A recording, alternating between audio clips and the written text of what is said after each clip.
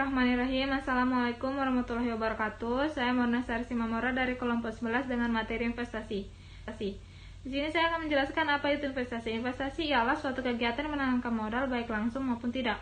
Secara umum, investasi diartikan sebagai meluangkan atau memanfaatkan waktu, uang, dan tenaga demi keuntungan manfaat pada masa yang datang. Investasi merupakan membeli sesuatu yang diharapkan di masa yang akan datang dapat dijual kembali dengan harga yang lebih tinggi dari semula. Jenis-jenis investasi. Jenis-jenis investasi terbagi menjadi dua. Yang pertama berdasarkan asetnya. Terdapat real asset, yaitu investasi yang berwujud gedung-gedung, kendaraan, dan lain-lain. Lalu finansial asset, seperti dokumen atau surat-surat klaim yang tidak langsung dipegang terhadap sebuah aktivitas real. Lalu yang kedua berdasarkan pengaruhnya. Berdasarkan pengaruhnya itu terdapat investasi autonomous, investasi yang tidak dipengaruhi pada tingkat pendapatan. Contohnya pembelian surat-surat berharga. Lalu investasi indus yang dipengaruhi oleh kenaikan permintaan akan barang dan jasa dalam tingkat pendapatan. Contohnya penghasilan transitori, yaitu suatu penghasilan yang diperoleh selain dari bekerja seperti bunga dan sebagainya. Di dalam berinvestasi tentu saja ada tujuan dan manfaatnya. Apa saja tujuan investasi? 1. Untuk mendapatkan pendapatan yang menata di setiap periode. Kedua, untuk membentuk suatu dana khusus. Ketiga, untuk menjaga hubungan antara perusahaan. Keempat, untuk mengurangi persaingan antara perusahaan. Dan yang kelima, untuk menjamin ketersediaan sebuah bahan baku untuk mendapatkan pasar untuk produk yang dihasilkan. Lalu manfaat investasi. 1. Untuk menjadikan potensi penghasilan jangka panjang. Kedua, untuk mengungguli inflasi. Ketiga, untuk memberikan penghasilan yang menetap. Keempat, untuk menyesuaikan dengan suatu perubahan kebutuhan. Dan ada faktor-faktor penentu keberhasilan investasi. Apa saja itu? 1. Perkiraan keadaan perekonomian. Kedua, perkembangan teknologi. Ketiga, keuntungan yang diperoleh pengusaha atau perusahaan. Keempat, pendapatan nasional. Dalam berinvestasi tentu saja ada risikonya. Apa saja risikonya itu? Yang pertama business risk, yang kedua financial risk, yang kedua liquidity risk, yang keempat exchange risk, yang kelima country risk. Dan ada tahapan pengambilan keputusan berinvestasi. Yang pertama menentukan kebijakan investasi, yang kedua analisis sekuritas, ketiga pembentukan portofolio, keempat melakukan revisi portofolio, yang kelima mengevaluasi kinerja portofolio. Dalam berinvestasi tentu kita harus tahu dampak positif dan dampak negatifnya. Apa saja dampak positif dalam berinvestasi? 1. Pembukaan lapangan kerja bagi masyarakat. Kedua, ahli teknologi. Ketiga, mendorong kemajuan produsen dalam negeri. Keempat, peningkatan pendapatan pajak negara dan sektor pajak. Dampak negatif yang kita dapat dalam berinvestasi ialah 1. Terbengkalainya sektor pertanian. Kedua, kerusakan lingkungan. Ketiga, kekurangan lahan produktif. Keempat, hasil usaha lebih banyak dibawa ke negara asalnya. Assalamualaikum warahmatullahi wabarakatuh. Saya Nur Ainun. Di sini saya akan menjelaskan tentang metode penelitian investasi. Yang pertama ada NPV atau Net Present Value. Net Present Value atau NPV adalah kriteria terpenting dalam evaluasi sebuah investasi. Merupakan tujuan manajemen keuangan semua perusahaan untuk meningkatkan atau menciptakan nilai tambah bagi para pemegang saham. NPV adalah selisih jumlah kas yang dihasilkan sebuah proyek investasi dan nilai investasi yang diperlukan, atau selisih PV dari sebuah proyek dan investasi awal. Rumus yang digunakan NPV adalah NPV sama dengan sigma NT sama dengan 1 CFT per 1 tambah K pangkat T dikurang I0, di mana CFT adalah aliran kas per tahun atau periode T, I0 sama dengan investasi awal pada tahun 0, dan K sama dengan suku bunga atau diskon rate. Metode penelitian investasi yang kedua adalah Internal Rate of Return atau IRR. Internal Rate of Return atau IRR adalah metode perhitungan investasi dengan menghitung tingkat bunga yang menyamakan nilai sekarang investasi dengan nilai sekarang dari penerimaan kas bersih di masa datang. Rumus IRR juga dapat dihitung dengan I0 sama dengan sigma NT sama dengan 1 CFT per 1 ditambah IRR pangkat T, di mana T sama dengan tahun ke T, N sama dengan jumlah tahun, I0 sama dengan jumlah nilai investasi, CFT sama dengan arus kas bersih, dan IRR sama dengan tingkat bunga yang dicari harganya. Metode penelitian investasi yang ketiga adalah Payback Period atau PP. Payback period atau PP adalah periode modal kembali atau lamanya waktu yang diperlukan untuk mengembalikan investasi awal atau tahun pemulihan seluruh modal yang diinvestasikan dalam suatu perusahaan. Rumus yang digunakan adalah payback period sama dengan nilai investasi per kas masuk bersih dikali 1 tahun. Metode penelitian investasi yang keempat adalah Profitability Index atau PI. Metode ini menghitung perbandingan antara nilai arus kas bersih yang akan datang dengan nilai investasi yang sekarang. Profitability Index harus lebih besar dari 1 dikatakan layak. Semakin besar PI, investasi semakin layak.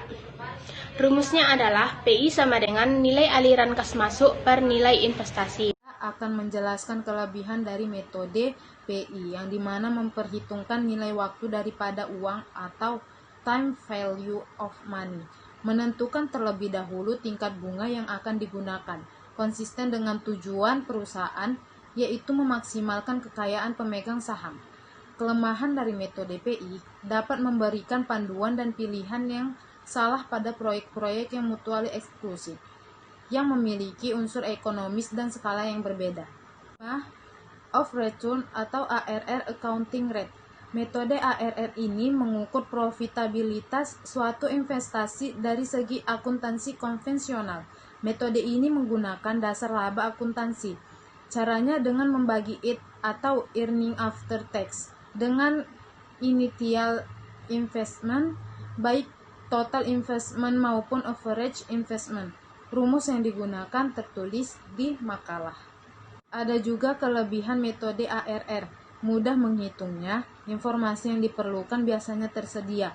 Kelemahan metode ARR mengabaikan nilai waktu uang, hanya menitik beratkan masalah akuntansi, kurang memperhatikan aliran kas, pendekatan jangka pendek, angka rata-rata menyesatkan, kurang memperhatikan namanya jangka waktu investasi. Investasi dalam perspektif Islam. Investasi yang merupakan bagian dari aktivitas ekonomi muamalah maliyah, sehingga berlaku kaidah fikih muamalah, yaitu pada dasarnya semua berbentuk muamalah, termasuk di dalamnya aktivitas ekonomi, adalah boleh dilakukan kecuali ada dalil yang mengharamkannya. Beberapa aspek yang harus dimiliki dalam berinvestasi menurut perspektif Islam. A. Aspek material atau finansial, B. Aspek kehalalan, C. Aspek sosial dan lingkungan, D. Aspek pengharapan kepada ridha Allah. Beberapa dasar hukum tentang investasi dalam Islam sebagai berikut. 1. Investasi menurut Al-Quran. 2. Investasi menurut sunnah Nabi Muhammad SAW. Adapun secara khusus, Fatwa DSN MUI nomor 80, DSN MUI 3/2011 mengatur bagaimana memilih investasi yang dibolehkan syariat dan melarang kegiatan yang bertentangan dengan prinsip syariah dalam kegiatan investasi dan bisnis, yaitu ada maisir, goror, riba, batil, bai'i ma'adum, ihtikar, goben, talakiyal rukban, tadlis, ris, tanajus atau najes, doror, riswah, maksiat, dan amal. Akad syariah dalam investasi. Akad musyarakah atau syirkah perkongsian, yaitu perjanjian akad kerjasama antara dua pihak atau lebih, bisa disebut dengan syarik, dengan cara menyertakan modal baik dalam bentuk uang maupun bentuk aset lainnya untuk melakukan suatu usaha. Mudharabah atau kirot, yaitu perjanjian akad kerjasama antara pihak pemilik modal, sahib almal, dan pihak pengelola usaha, mudharib, dengan cara pemilik modal menyerahkan modal dan pengelola usaha mengelola modal tersebut dalam suatu usaha. Ijarah, sewa atau jasa, yaitu perjanjian akad antara pihak pemberi sewa atau pemberi jasa atau mu'jir dan pihak penyewa atau pengguna jasa mustajir untuk memindahkan hak guna atau manfaat atas suatu objek ijarah yang dapat berupa manfaat barang atau jasa dalam waktu tertentu dengan pembayaran sewa atau upah, bisa disebut dengan ujroh, tanpa diikuti dengan pemindahan pemilikan objek ijarah itu sendiri.